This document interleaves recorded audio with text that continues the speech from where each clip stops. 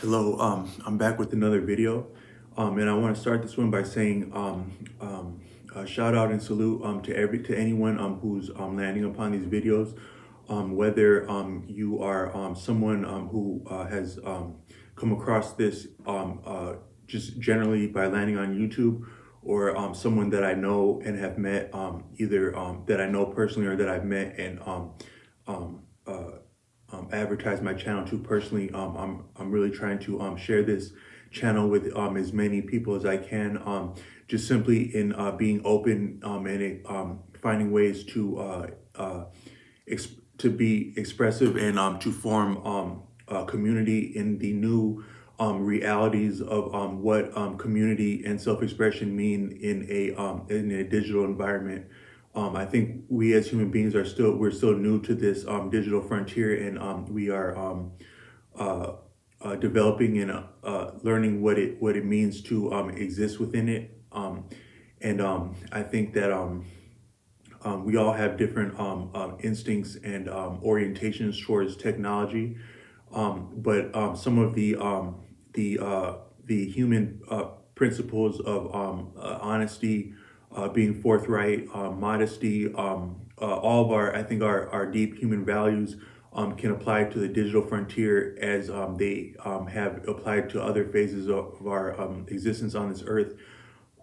As There was a book I've referenced, Nicholas Taleb, who was a former stock trader on Wall Street, who turned into a intellectual and academic, and has over found a way to combine those two aspects of his experience to share insight into some very fundamental principles that affect human beings in terms of understanding risk, managing risk, but then also the realities and the principles of nature and different dynamics that play into our lives as humans. And one thing that he points out is that the longer that something has been with us in our human experience, the longer it's likely to stay with us into the future.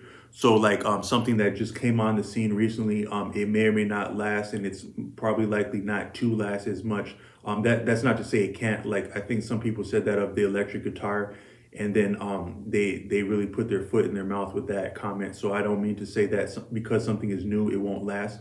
But I'm saying that there is something to be recognized in that things that have been around for a long time have a certain value that may stay with us, and one of them is our basic values and instincts for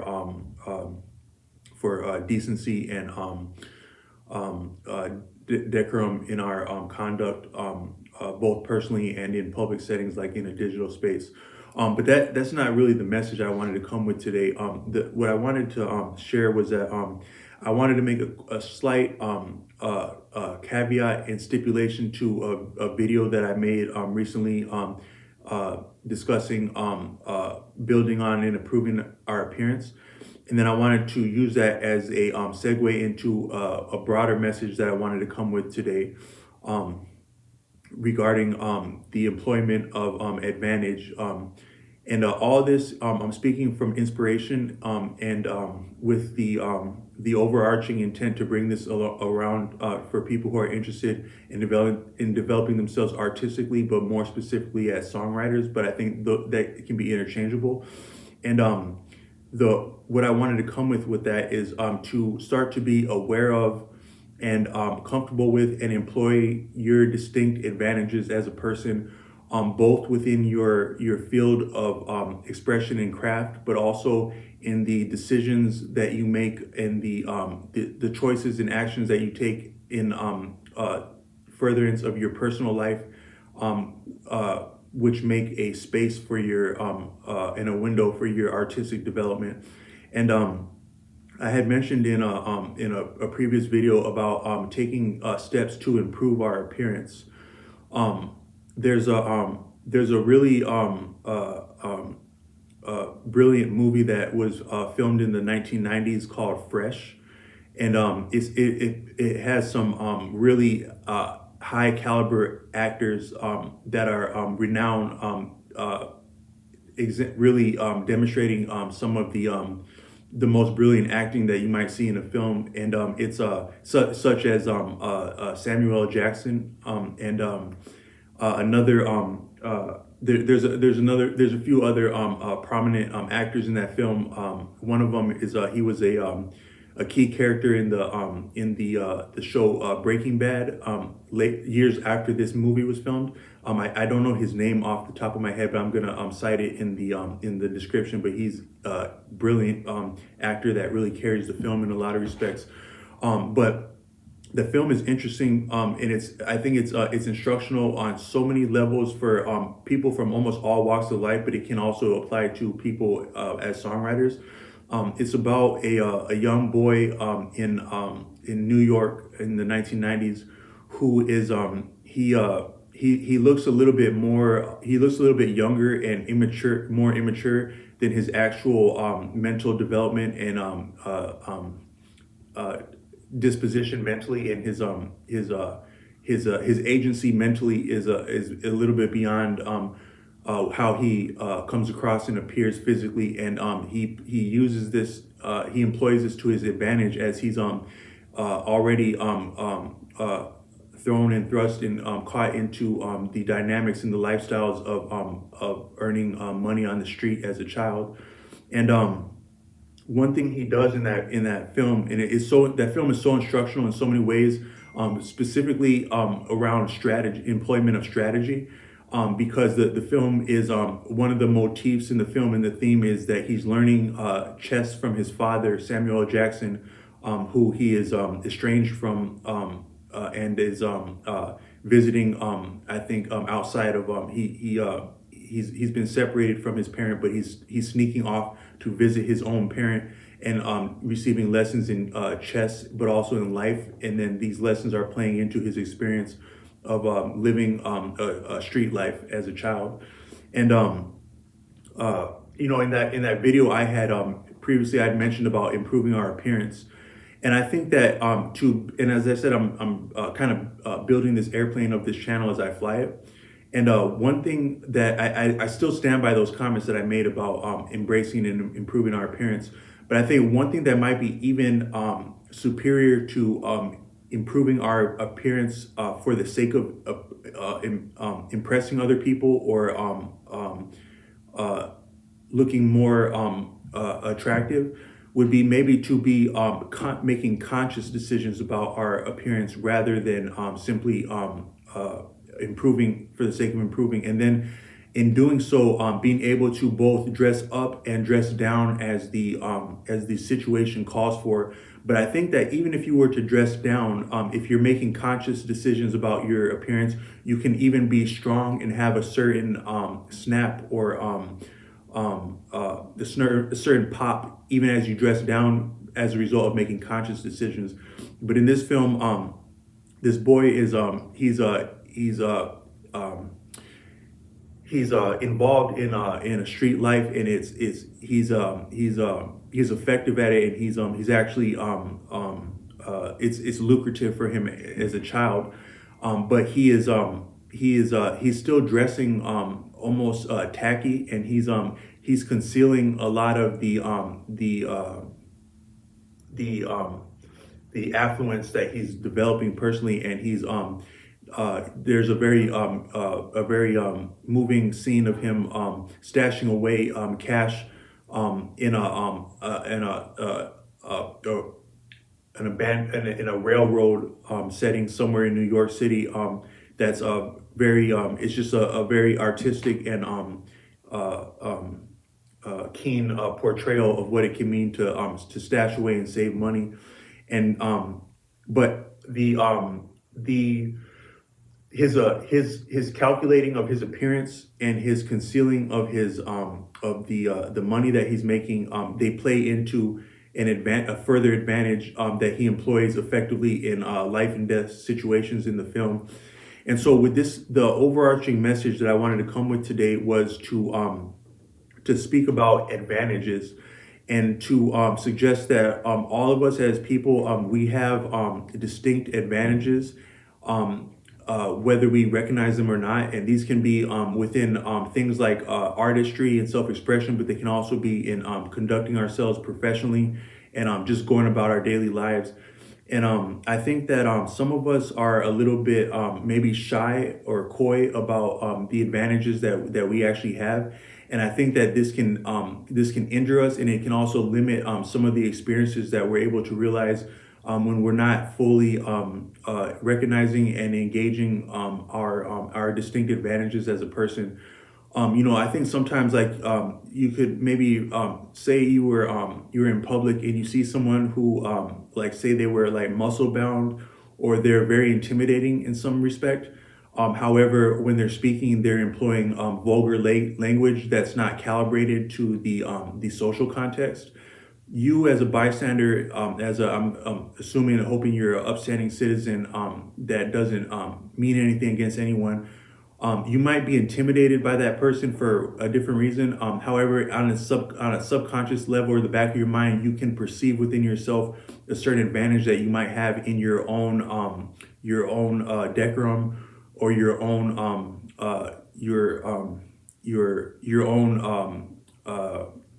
tact. So in this situation, you actually have a distinct advantage that you're somewhat aware of in how you conduct yourself and present yourself publicly.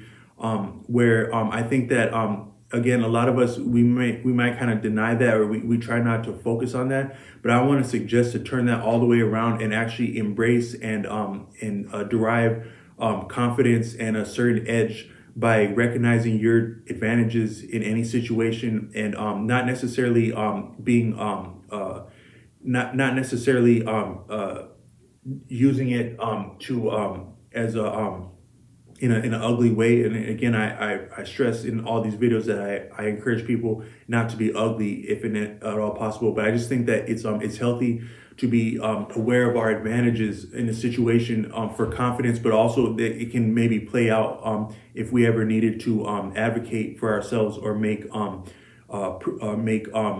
vital decisions. Another anecdote is that when I was growing up as a child, we had a family that was close with our family. We weren't related by blood, but we were from these. We were living in the diaspora in the United States, and we had descended from the same region in Africa to later to meet for the first time within the United States, and then have some reciprocity and camaraderie based on our heritage. And this family, there were two brothers who were they were significantly older than me, but we were still children. And one of the brothers that I was closer with, he was visually impaired from birth, and so he had a visual impairment that was blatant if you looked at him and met him, and then on top of that, it was very difficult for him to he struggled visually, but he could still barely do a lot of he could see, but he had there were some challenges with his sight. But he could still do things like drive a car and do all the regular things that we do visually. But in the deprivation of his condition, he developed certain propensities and strengths mentally and personally that were quite profound and quite unique, that I experienced as a child. But then also as we came into adulthood, I saw some of these strengths of his play out socially, personally, and maybe even professionally. And then his older brother was equally gifted. He had a personal appearance from his his physical features, but also combined with his confidence and his intellect that made him almost stunning in terms of confidence in engaging with other people. And then the younger brother that I was closer with had enlightening humor, but also a real knack at understanding other people psychologically and personally, that allowed him to both build rapport with people in an incredible way, but also manage people in a not necessarily manipulative, but just he was very effective at managing and dealing with people socially. where we would walk up to a movie theater and there'd be like a cool person working at the counter of the movie, like the popcorn place, and the person would just start divulging and showering benefits and free candy and popcorn on us, just simply based on the strength of my friend's rapport and humor. So it was really quite beautiful. But at the same time, this friend of mine who had, and he was also had a sense for music that was deeper than I think than it was deeper than usual, because of the visual deprivation, and he exposed me to many brilliant experiences in music, and I thank him for that. But what I meant to say is that both of these brothers had certain features that can be learned from, for us as ordinary people and also as artists. They had lived very challenging lives, had very difficult experiences in Africa as young boys, and then they migrated to America. And something about the rough experiences that they had with their physical appearance, the intellect and the mental gifts, but also they were bilingual. And I wanted to put an aside with this video that I think that all of that combined to make them very effective at dealing with other people. And I suggest that for anyone viewing this video, that bilingualism can improve your confidence and your ability to express yourself and build rapport with other people tremendously, to whatever extent you actually use that bilingualness. Just simply being aware of another language and another other idioms and other what's the word I'm looking for? Conjugations of putting words together can really make you effective. An example of that is I was at a restaurant yesterday at a drive-through window, and there was a person there who what I could hear that the person had a heavy accent, and I could tell they could speak Spanish. And I had spent a little bit of time working on Spanish this year, and I said, mi vida es más caro. And that means that that's a very broken and rough way of saying my life is very expensive. But just I think that vocabulary word of caro, expensive, is maybe not something that a person speaking Spanish would be used to hearing someone who's clearly an American and not a fluent Spanish speaker have at their command and to use in a humble and endearing way. So I instantly had strong rapport with this person, and I made them smile, and I felt good about that. And the platform I had been using this year to develop my Spanish, we all know there's a lot of platforms to increase learning another language, but we may not know which one to employ. One of them is called Duolingo, Duo space Lingo, and it's a profound platform. It's very simple and fun. It builds your vocabulary, it builds your skills. Really, it's kind of like a little bit like it's animated, and it's kind of like a game, but it's just it's really it's fun, and it gives you some chops really quickly that you wouldn't have otherwise. I picked that up from a coworker once, and so I just thought he would play it on his break, and I thought that was really cool that he did that, and then I benefited from it. So but going beyond that, I would say that just being bilingual, to whatever extent, can really improve your confidence and your swagger and your ability to build rapport with people. But back to these two brothers, the last thing I wanted to say and tying into this video is that neither of these two brothers were shy about employing whatever distinct advantage they had in a situation to their benefit. They both of them, they probably not in a gross way, but just as young males would do, they took advantage of me in different ways. And looking back, it's all good, and it's growing pains. But there's something to be learned in the fact that they were very comfortable with whatever advantages that they had, and they weren't shy from it, and they employed it, both in social situations and in things like humor, but also personally. And other people actually recognized that in them and really resonated and appreciated that about them, to where they were very magnetic and captivating by not being shy of their advantages.